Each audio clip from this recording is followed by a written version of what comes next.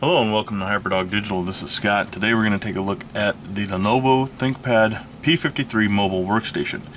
This is a high-powered device designed for engineers, architects, artists, designers, anybody of that like. It's touted as being more than capable of rendering VR and handling data-intensive AI projects.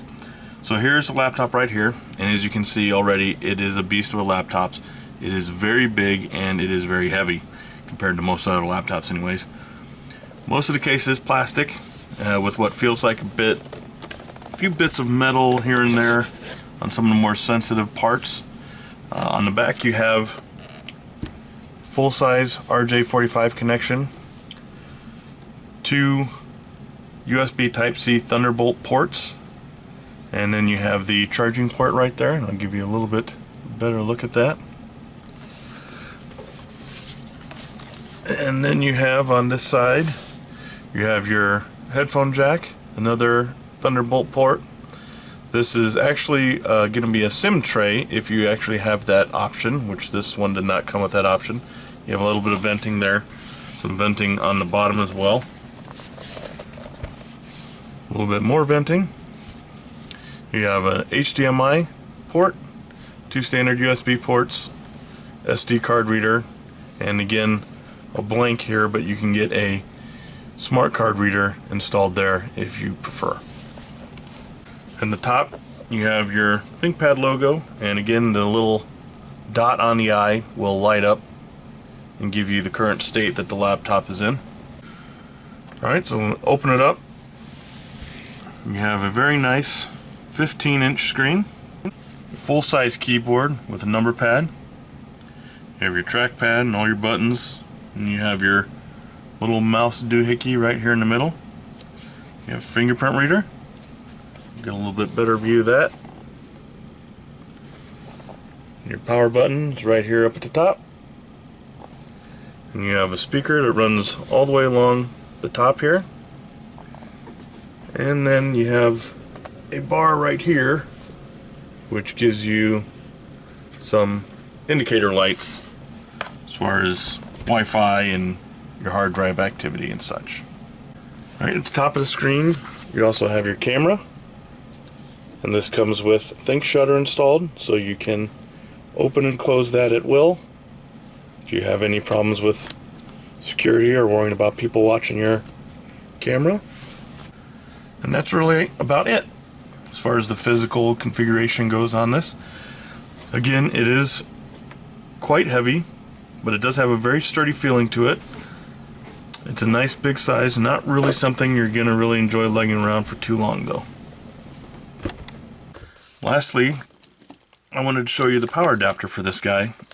It's huge in itself, so certainly if you are planning on traveling with this laptop, you're going to want to make sure you have a decent sized bag and a strong shoulder. So let's go ahead and take a look at the specs for this device.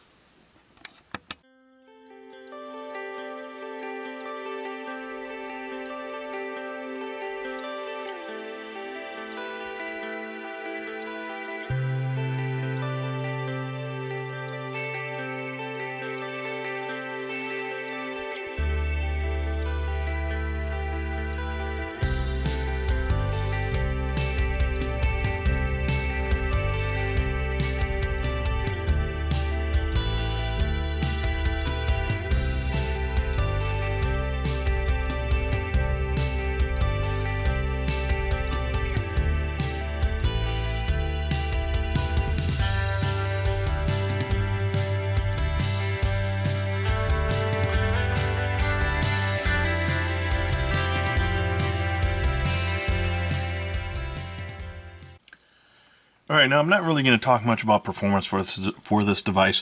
For one, I don't really have access to the right kind of applications to test it out properly. Applications such as AutoCAD, Vectorworks, Creo, etc. And second, there is such a variety in the difference of configuration options and base models that there is certainly no way my experience would accurately portray the overall performance of the machine. Suffice it to say, it should have no problems running just about anything you want to throw at it. There are 13 different base models to start with, each one configurable in its own way. Pricing starting as low as just under $1,500 and goes all the way up to just under 5,000. So it also has several ISV certifications for a whole list of different applications, including AutoCAD, Creo, Decision Space, Maya, Petrol, Vectorworks, and more. Most of those I don't even know what the heck they are. I'm not in that field, so they're not applications I generally work with. But it's definitely designed to be a high-powered workhorse. Certainly anything I ran on it was lightning fast.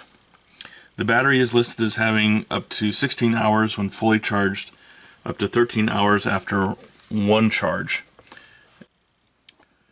Now the battery is listed as having up to 16.5 hours when fully charged and up to 13 hours after a 1 hour charge. It could easily last all day under normal usage and still have plenty of life left.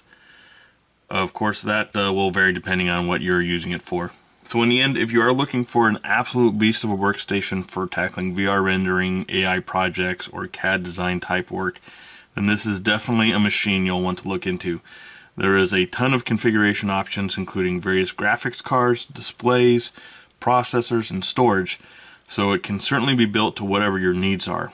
It's got great battery life, it's a solid build, and lots of ports.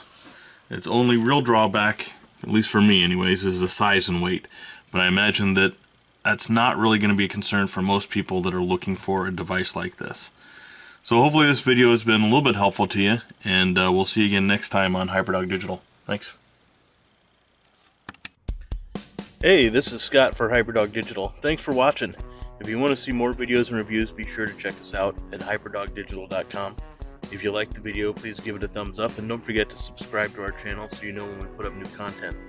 If there's something you'd like us to review, or you have a product you want to send us for a review, feel free to send us an email at reviews@hyperdogdigital.com. We're also looking for sponsors right now, so if you are interested in being a sponsor for our channel, contact us at sponsor@hyperdogdigital.com. All of our social media links and emails are in the description. Thanks again for watching, and I hope to see you next time.